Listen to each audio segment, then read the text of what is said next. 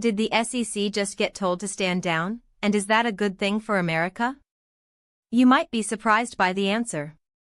Before we continue, if you want to stay on top of everything happening in US politics, hit that subscribe button right now and leave a like. It really helps this channel grow. It's no secret that the narrative around the climate crisis, and the raft of policies designed to address it, have been running into some serious political headwinds. For years, we've been bombarded with dire warnings about environmental catastrophe, always seemingly just a decade or so in the future. Yet, there's now substantial evidence suggesting that the American public's priorities have shifted. Issues like economic growth, the rising cost of healthcare, and everyday pocketbook concerns are increasingly taking precedence over what many now perceive as climate alarmism. This sentiment has been building, and it appears to have finally landed a significant blow against one of the most ambitious regulatory pushes in recent memory, the Securities and Exchange Commission's climate disclosure requirement.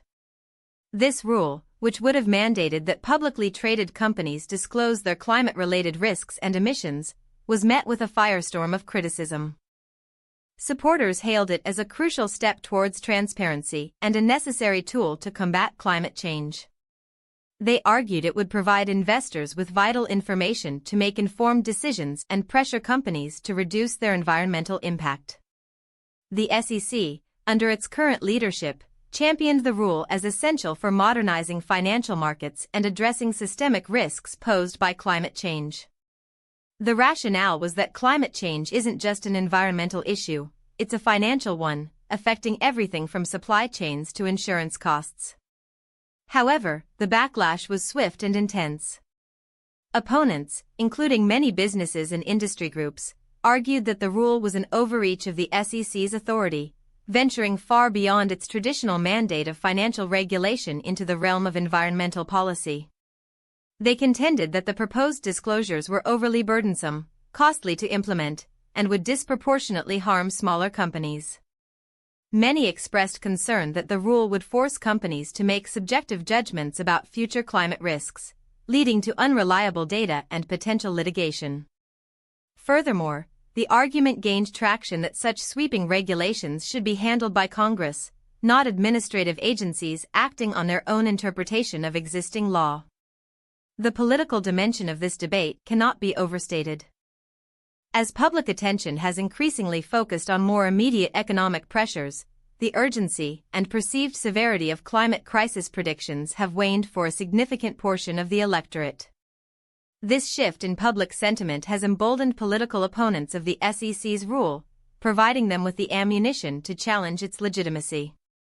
Several states, led by Republican attorneys general, launched legal battles against the SEC, arguing that the agency exceeded its statutory authority.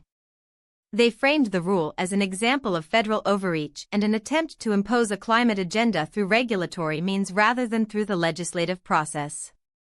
And now, the consequences of this opposition are being felt. A federal appeals court has put the SEC's climate disclosure rule on hold, effectively halting its implementation. This pause is a significant victory for the critics and a major setback for the SEC. The court cited concerns about the scope of the SEC's authority and the potential for irreparable harm to companies if the rule were to go into effect while legal challenges proceed. This decision doesn't necessarily mean the rule is dead forever, but it creates a substantial hurdle and buys time for opponents to make their case. So, what does this mean moving forward? For businesses, it offers a reprieve from the immediate burden of compliance. For investors, it means that the standardized climate data they might have expected to receive soon is now delayed, if not entirely off the table in its current form. For the SEC, it's a public relations and legal blow, raising questions about its regulatory strategy and its ability to push through ambitious new rules. For the broader debate on climate policy, it signifies the enduring power of economic concerns in the American public consciousness and the ongoing struggle between federal regulatory power and states' rights, as well as the inherent tension between environmental goals and the practical realities of business operations.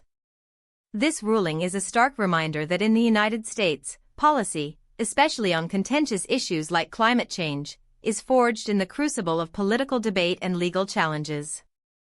The SEC's climate disclosure requirement, intended to bring much-needed transparency and accountability to corporate climate impacts, has been stymied by a combination of legal opposition and a changing public mood that prioritizes immediate economic concerns.